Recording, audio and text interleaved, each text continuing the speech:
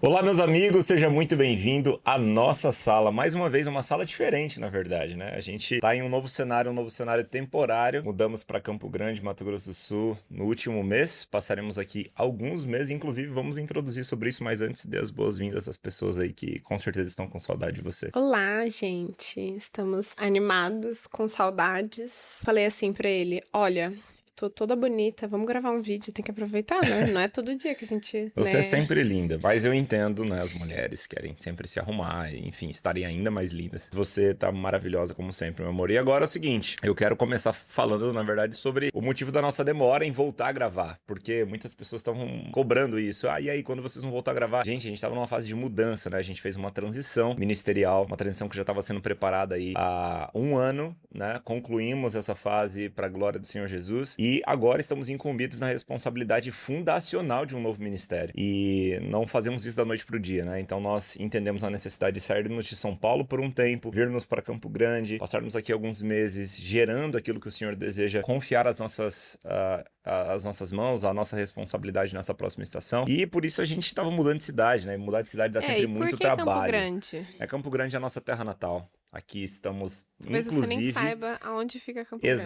Mato Grosso do Sul. No Tá? sul. Inclusive, No estamos sul. aqui no prédio dos meus pais. Encontramos um apartamento aqui, então está sendo uma fase muito abençoadora. Ter uma rede de apoio pela primeira vez de forma familiar, assim, para a Luma está sendo muito importante. E voltando ao ponto do porquê demoramos muito tempo, a gente estava de mudança. Então a gente até queria gravar o vídeo antes de mudarmos, mas tinha muitas coisas acontecendo. Mudar de cidade não é simples. E agora que as coisas estão acalmando aqui, A propósito, eu vamos quero para levantar o uma vídeo. campanha de oração em prol da minha lava-louça. Vamos lá. Silêncio, que agora eu vou falar. Fala. Faz um mês que a gente mudou. Não faz um mês, quase um mês, quase um mês. Faz um mês que a gente Faltam mudou. 4 dias para A fazer um mês em minha defesa. lava-louça, que pra nós, pra nossa família, é um bem, assim, pra manter o nosso casamento saudável, sem brigas, sem problemas. A gente já tinha entendido isso há anos, faz, sei lá, uns 6 anos que a gente tem lava-louça. E aí, a gente veio pra cá e, obviamente, falamos, a lava-louça, tipo assim, tá acima de qualquer coisa. Ah, a gente comprou a lava-louça, só que aí a lava-louça tá ali na caixa ainda, gente. Então, queria levantar, ó, 11h59 da noite, ore por mim, pela minha lava-louça, pra que o meu marido sinta-se impelido pelo Espírito pra instalá-la. Obrigada. Em minha defesa, nesse tempo o que eu estava fazendo? Chamando um marceneiro para vir aqui, para ver se é possível instalar lava-louça embaixo da pia. Não era possível, né? Porque ia ter que mexer nos armários. Para que fosse possível o uso da lava-louça, a gente tem que colocar ela na lavanderia. Para que fosse possível lá, a gente tem que colocar ela acima da máquina de lavar roupas. Aí foi e eu uma tive que semana pra comprar. cada situação. Eu tive que comprar, como que Um chama aquilo? Um suporte. suporte, né? Tipo um mini armário para poder colocar, encaixar a lava-roupa e a lava-louça ir em cima. E esse suporte chegou ontem. Não, ele não chegou. Anteontem, talvez. E o Sindicato dos Maridos diz, tá, que nós temos 90 dias úteis para realizar esse serviço. Então, eu estou Eu dentro te dei do até prazo. sexta-feira, senão eu vou contratar uma pessoa pra vir aqui instalar isso. Vamos para as perguntas e respostas, porque temos algumas que as pessoas têm feito aqui. E eu começo ou você começa? Vamos lá, pergunta número 1. Como você entendeu que a sua carreira no banco havia se encerrado pela vontade de Deus? Só pra contextualizar pra quem talvez não saiba, eu fui bancário. Antes de ser bancário, eu fui jogador de futebol. Na verdade, tentei ser jogador de futebol, vivi essa carreira aí na categoria de base, mas é que eu não me profissionalizei, né? Você Mas nunca eu corri. ganhou Não, 10 reais? só no futebol amador, né? Aí eu ganhava um trocado pra jogar, mas. Então enfim. você já ganhou dinheiro Mas, depois? eu tentei seguir carreira de jogador. Quando eu parei, né, eu fui ser bancário. E eu galguei alguns cargos importantes dentro do banco, da minha carreira bancária. Tava indo muito bem. Mas o Senhor veio com o tempo, né, falando ao meu coração, e nós conversamos há algum tempo sobre isso, a respeito do tempo em que nós transicionaríamos para uma vida integral no ministério, ainda que nós não tivéssemos nenhum tipo de renda no ministério. Por uma direção de Deus. Exatamente. Para nossa família. Então foi um processo. Onde que eu queria chegar? Contextualizei para dizer que foi um processo. Durante 2 anos, eu me lembro, Deus começou a falar, primeiramente ao meu coração, a respeito do chamado que ele tinha, tanto para mim quanto para minha família nessa área. E a gente começou a conversar. Então não foi da noite pro dia. Foi um processo gerado através do testemunho interior, né? E essa é uma das formas do Senhor falar com a gente. Paulo fala sobre permitirmos que o Espírito Santo que a paz que vem de Deus seja o árbitro para os nossos corações. Então, por exemplo, o Espírito Santo nos promove essa experiência de, ouvindo a Deus, termos como um semáforo, como um árbitro dentro dos nossos corações que nos nos diz como nós devemos agir diante de inúmeras situações da vida. E nessa experiência Todas, né? relacional com o Espírito Santo ele também deseja nos conduzir nas decisões que nós tomamos no dia a dia. E isso acontece através do testemunho interior. Então, o mesmo Espírito que testifica ao nosso espírito que nós somos filhos de Deus, e está aqui em comunhão conosco, ele deseja nos conduzir em todas as direções. Para isso, vai precisar desenvolver um relacionamento com o Senhor, para que você passe a perceber a voz de Deus, primeiramente na palavra, mas também no seu interior, te guiando e te conduzindo em cada decisão. Então, não tinha na Bíblia lá assim, Lucas, tal dia, tal ano, peça demissão do banco. Não tinha. Mas a voz do Espírito no meu interior me conduziu, eu e minha casa, a tomar essa decisão durante um processo de revelação e de maturação daquilo que o Senhor estava falando comigo. Então, normalmente, o Senhor vai, inclusive, testemunhar através de pessoas que ele vai usar para confirmar as direções de Deus, né? Então, eu lembro que durante aquela época, o Senhor também usou pessoas para testificar isso nos nossos corações. E assim aconteceu. Quando chegou no dia que eu pedi demissão, eu me lembro que eu abri o computador pela manhã e veio uma paz no espírito dentro do meu coração que me trouxe a certeza de que, embora aquilo não coubesse no meu entendimento, porque eu não sabia como pagaríamos as contas no final do mês, a paz de Deus estava me conduzindo num caminho seguro. E a maior segurança que tem não é caminharmos segundo as nossas próprias percepções de segurança, mas caminharmos debaixo de uma palavra de Deus. Assim foi, assim Deus tem nos sustentado até aqui, assim nós temos buscado a orientação de Deus para que a gente continue temendo a Ele e obedecendo a cada direção. Uma coisa só, deixa eu só abrir um parênteses aqui. Em âmbito de casamento, grandes decisões têm grandes rumos, né? Então, essa foi uma decisão que mudou o rumo da nossa vida. Sim. E acho que é interessante a gente pontuar, né? Porque foi uma decisão que ele recebeu do Senhor, essa direção. Muito importante Mas ele falar sobre isso. trouxe pra mim como esposa, né? Pra que a gente pudesse discernir juntos essa direção para a nossa família, que isso ia mudar o rumo da nossa história, Sim. né? A gente não tinha filhos ainda, então deixa as coisas um pouco mais leves, mas ao mesmo tempo foi extremamente importante a gente decidir em família. Sim. E eu lembro do dia que você chegou pra mim com esse fato e eu literalmente surtei e falei assim, você tá doido? A gente vai viver de, sei lá, sol, vento e aleluias? Não. Então, assim, foi um tempo que até eu precisei também buscar o Senhor para que eu também pudesse ouvir. Será que isso realmente é de Deus? Então, uma dica que eu te dou é até recentemente eu ouvi o Douglas Gonçalves falando bastante sobre isso, né? É a confirmação entre nós. Em nós, a gente vai sentir que isso é de Deus, né? Uns aos outros, a gente vai confirmar Sim. que essa direção vem de Deus. Então, ele sentiu essa direção, oramos, eu comecei a entrar no tempo de oração e cá entre nós, aqui na nossa casa, geralmente eu sou a teimosa, tipo, não, vamos fazer isso. E aí Deus vem, fala comigo, toda aquela coisa lá, tal. E aí falamos, amém, temos paz. Não só ele tinha paz, mas eu tinha Sim. paz. Então, talvez você esteja em dúvida em tomar uma decisão na sua vida, mas entenda que uns aos outros, os outros terão paz também nessa direção, Sim. sabe? Então, dentro de um casamento,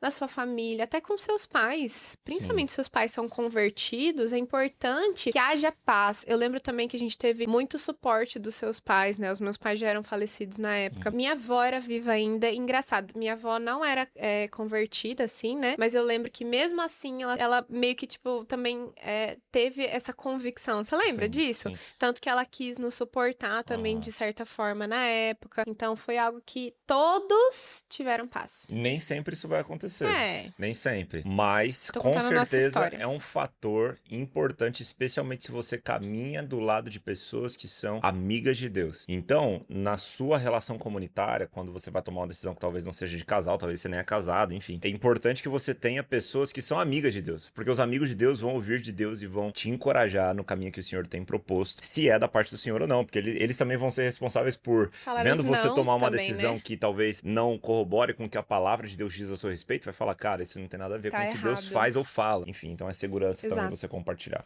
Muito bom. Muito bem, vamos lá. Agora para você, como você se mantém constante todos os dias? No caso, eu acredito que é na prática da devoção, né? Não só agora, mas quando se converteu também. Então, como é que você se mantém constante todos os dias? No começo, eu acho, faz muito tempo que eu me converti já, mas eu acredito que eu não tinha a disciplina que eu tenho hoje, né? e devoção ao Senhor. Foi uma Vai desenvolvendo, construção né? de crescimento espiritual. Mas uma coisa que eu aprendi, principalmente depois que eu tive a Luma, foi que eu preciso entender a realidade do meu dia e muito além do quanto eu vou fazer, presta atenção nisso, muito além do quanto eu vou fazer é a prática diária do que eu vou fazer. Então, o meu tempo com Deus é prioridade. Então, isso vai ter, assim, a supremacia do meu dia. Então, eu vou todos os dias ter esse tempo de devocional. A questão é que, quando eu era solteira, eu conseguia ler 10 capítulos por dia. Mas quando eu tinha um bebê recém-nascido e após passar a madrugada inteira acordada, eu precisava entender a realidade de como seria esse meu tempo de devocional. Mas, na verdade, uma coisa que eu faço muito é ter tempo com Deus o tempo todo. Então, eu tô o Muito tempo bom. todo orando, eu tô o tempo todo agradecendo ao Senhor por algo, eu tô o tempo todo intercedendo por alguém, tô o tempo todo declarando versículos bíblicos sobre a minha casa. Então, eu estou o tempo todo tendo tempo com Deus, entende? Mas, assim, eu entendo que essa pergunta é mais sobre a prática em si. Sim. Então, exemplo, quando a Luma tinha nascido, eu tinha muita dificuldade de pegar, sentar e ler a Bíblia escrita, mas eu colocava ela pra escutar. Então, enquanto eu tava ninando ela, quando eu tava... Acho que amamentando dava mais, assim, mas às vezes era desconfortável. Então, eu dava um jeito. Então, acho que você precisa primeiro entender a sua realidade, saber que o Senhor também entende a sua realidade num sentido não confortável pra você, tipo, ai, não vou fazer e ai, não tenho tempo. Não é isso. Vai ter que acordar mais cedo, vai ter que se disciplinar, mas é construir um hábito. Porque quando você constrói um hábito, isso pertence a você. Eu não consigo conceber a ideia de eu acordar, não fazer um café e não pegar a minha Bíblia automaticamente. Eu nem acordei direito. E você é minha testemunha disso. Às vezes eu nem acordei direito, mas eu já sento e já, blau, abro a Bíblia e já vou começar a ter esse tempo com o Senhor, de leitura da palavra, de oração, enfim, e essa construção de um hábito. Então, às vezes você não vai conseguir ler 10 capítulos, mas você consegue ler Sim. e esse vai te transformar por dentro, vai gerar ações em você de transformação, de metanoia, então você vai ruminar aquilo, você vai aplicar aquilo na sua vida, isso vai te transformar. Então, acho que muito além do quanto é o que você tá fazendo. Muito bom, perfeito, maravilhoso. É errado querer trocar de igreja por não me identificar com o modelo dela? Essa é uma pergunta um pouco difícil de responder de forma muito impessoal. Eu não conheço o caso da pessoa, não sei quais são os pontos de identificação ou não da pessoa, enfim. A gente não pode tratar de forma muito simplista. Respondendo de forma muito direta, não necessariamente, mas pode ser que sim, dependendo da motivação. Porque se... Ele tá perguntando sobre modelo, né? Então, modelo, mas o que quer dizer? Entende? É um pouco difícil. Eu não tenho como eu falar, tipo, não, você tá errado. Porque o que ele tá falando a respeito de modelo? O que quer dizer modelo pra essa pessoa? Então, é um pouco complexo. Mas quando eu abordo esse assunto, quando a gente fala sobre transição, sobre mudar de igreja, eu acho que tem transições que são necessárias, outras talvez não, motivações certas, motivações erradas. Mas fato é que existe muita motivação errada. E como pastores, a gente recebe gente que muitas vezes chega, bate na porta e você percebe que a pessoa, ela... Tá machucada. E ela vai acabar não ficando, porque a motivação pela qual ela tá chegando, se ela não ajustar, ela não vai conseguir ficar também. E aí ela vai chegar em outra igreja daqui a pouco falando a mesma coisa, isso se não se desviar pelo caminho. Então, por que tem tanto crente circulando de uma igreja para outra? Não é um caso isolado, isso acontece cotidianamente, de domingo a domingo. Principalmente com jovens, né? Exatamente. Ao meu ver, isso tem várias razões, e nem todas são razões erradas. Mas uma das quais eu enxergo como uma razão muito problemática é a lógica de consumo. A pessoa procura uma igreja não para partir o pão, mas para comer o máximo que puder, sem ter que ter um compromisso com o outro. Isso acaba transformando a igreja num ambiente orientado por preferências e não por propósito, o que gera um interesse voltado num serviço para si e não numa missão para o mundo. As pessoas querem ser servidas e não servir, né? Exatamente. E não que o aspecto da identificação não seja importante ou tenha que ser descartado, mas ele não é base consistente para uma decisão como essa. Por exemplo, se você chega numa igreja tendo como motivação principal o fato de você ter gostado do pastor, você só vai ficar lá até esse pastor te desagradar e você achar outro mais legal. Porque a mentalidade consumista te faz pensar que você é o centro. Ou seja, acima de qualquer outra coisa, você tem que ser agradado. E a gente esquece que a igreja, na verdade, é o coletivo, né? A família, não é sobre uma pessoa, mas sobre... É o corpo de Cristo, né? Muitos membros. E a gente acaba olhando Sim. pra uma coisa muito individualista e consumista mesmo, né? É muito difícil isso. Exatamente. Ah, pastor, mas eu sou livre para fazer o que eu quiser. Sim. Mas Gálatas 5, verso 13, Paulo diz que a liberdade que Cristo nos concedeu deve ser usada não para satisfazer a nossa natureza humana, mas para servir uns aos outros em amor. Ou seja, o amor, além de pressupor liberdade, ele pressupõe uma liberdade para o serviço. Então, para um cristão maduro, a pergunta não deve ser qual igreja mais me agrada, mas sim qual igreja eu serei mais útil para servir. Eu queria que todas as pessoas que ficassem buscando uma igreja para se agradar usassem essa energia para ser a resposta na igreja que elas estão. Bom, vou te fazer outra pergunta agora. Tá bem relacionada à primeira, inclusive. Como eu posso fazer um devocional mais íntimo, pois sinto que só tenho lido e não tenho recebido? Então, a primeira pergunta estava muito mais relacionada à disciplina, e essa pergunta está relacionada à experiência do devocional. Como é que dá para fazer um devocional, ou como é que essa pessoa pode fazer um devocional mais íntimo, porque ela tá lendo, mas não tá recebendo o que tá lendo? Eu faço assim. Eu sempre, antes de ler a Bíblia, eu faço uma oração. E acho que é importante convidar o autor, né, da palavra para estar junto na leitura. Sim. Eu sempre anoto pontos, não só do texto, mas pontos de aplicação direta. Eu sou muito prática, você sabe, então eu preciso de aplicação prática. Eu sempre tenho, tipo, a história, povo sendo libertado do Egito, o povo de Israel. Até nisso, o que eu posso trazer hoje como uma aplicação prática na minha vida? Isso é importante, a gente lê a palavra de uma forma ativa nas nossas vidas. Tempo de oração. Claro, a leitura bíblica, ela é a base e a essência de tudo, mas a oração, ela é o diálogo, né? Essa estrutura de relacionamento com Deus. Então, eu tenho separado isso e, na verdade, nem no mesmo momento, porque eu consigo fazer isso numa outra parte do meu dia. Então, eu tenho tido tempo de oração de uma forma separada para que eu também... É aquela coisa, né? Eu também preciso ouvir de Deus, ter a experiência realmente com o Espírito, Sim. né? E também aproveito os momentos que eu tô no carro, eu tô até tomando banho pra tá em tempo de oração, né? Então, e é importante também lembrar dos pontos, lembra que a gente anotou? Mas falar, Senhor, Espírito Santo, como que eu aplico isso na minha vida hoje? Como eu torno isso vivo hoje? Então, acho que tem esse, não só o ler a palavra, e de novo, ela é a base fundamental, mas você também ter essa busca do Espírito, né? Então, é importante você equilibrar essas duas coisas e também tornar a parte prática, que daí é com você, meu filho. Você que vai aplicar a palavra, né? Eu amo o texto de, acho que é Hebreus capítulo 12, 4, né? Que fala que a palavra de Deus é viva e eficaz. Ela é mais cortante do que uma espada de 2 gumes. Então, eu vou tornar ela não só lida, mas vivida e aplicada na minha vida. Muito bom. Amém? Ok, última pergunta. Sou líder espiritual. Posso fazer terapia? Não. Especialmente se você tá perguntando, você não pode.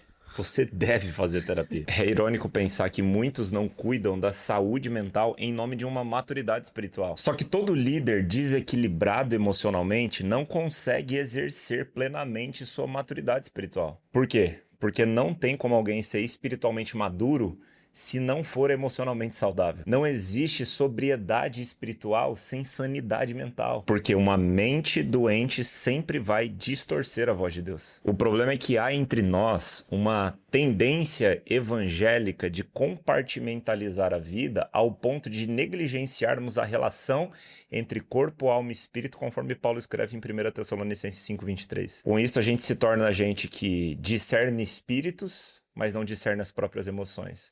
Fala de cura, mas não percebe que está doente. E é engraçado que normalmente a gente não tem dificuldade de procurar ajuda para cuidar de qualquer parte do corpo quando estamos enfermos.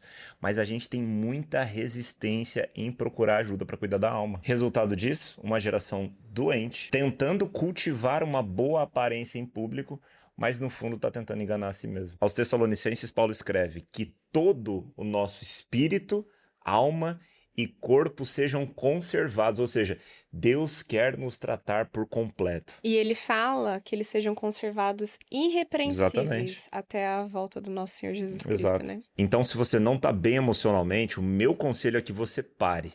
Olhe para dentro de si e busque ajuda para tratar aquilo que talvez você até mesmo esteja tentando esconder atrás do púlpito. Então, se você não está bem emocionalmente, o meu conselho é que você pare. Olhe para dentro de si e busque ajuda para tratar aquilo que você talvez esteja até mesmo tentando esconder atrás do púlpito. Nossa, muito bom. Isso é muito importante. A gente entendeu nas nossas vidas o quão Sim. importante era cuidar da nossa alma, buscar ajuda, buscar terapia, enfim.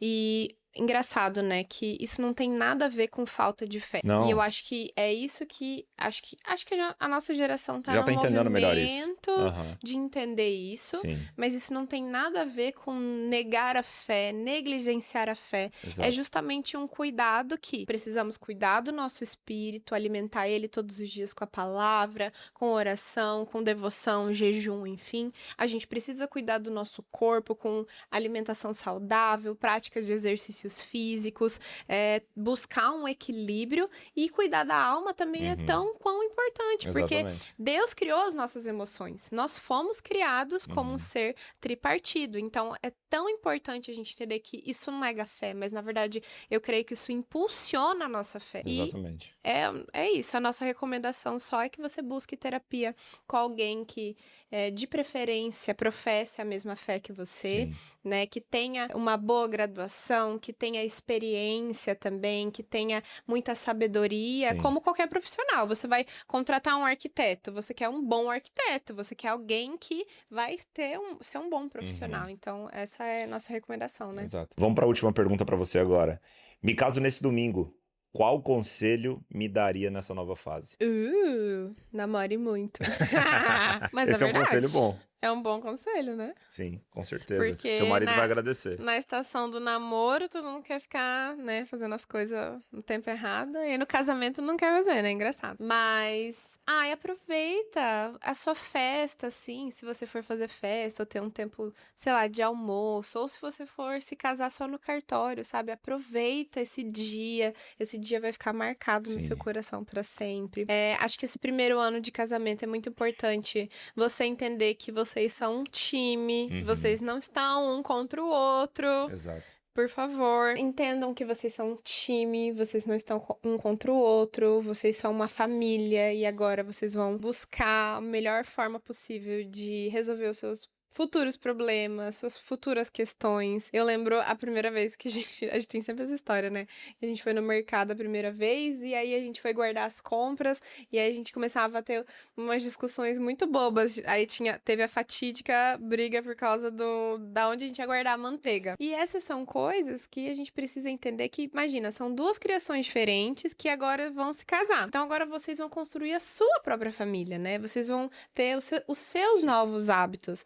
Então, é muito importante ter muito equilíbrio, muita benignidade, né? Sim. Muito amor em casa para vocês conseguirem equilibrar essas coisas. E acho que mais uma dica é cada um entender o seu papel, sabe? Eu acho que nossa geração, ela foi muito desconstruída e dissolvida no sentido de qual é o papel do homem e qual é o papel da mulher dentro do casamento.